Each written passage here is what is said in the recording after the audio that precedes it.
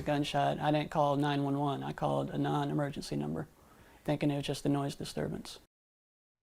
A witness is helping police fill some of the gaps in the investigation into a Conway area murder-suicide.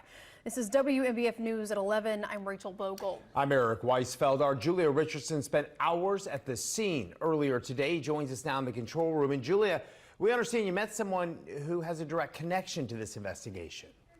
Yeah, Eric and Rachel, that's right. The man you just heard from did not want to share his name or show his face, but tells me he was the one who alerted police to what turned out to be a murder-suicide early yesterday morning at his apartment complex on Myrtle Greens Drive. Take a listen to this.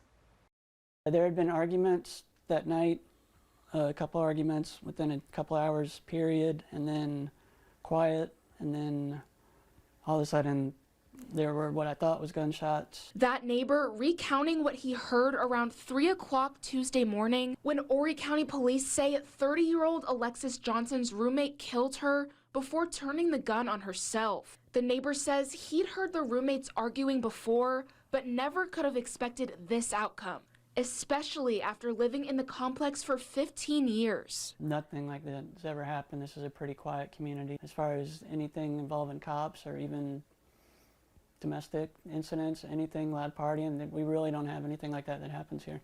Just an occasional neighbor making noise, and it's usually settled between everybody. That neighbor tells me he didn't interact with the people involved except for a hello once in a while, and says they'd lived in the building less than a year, but is now keeping their loved ones in his thoughts. Shocked once I found out the result of everything.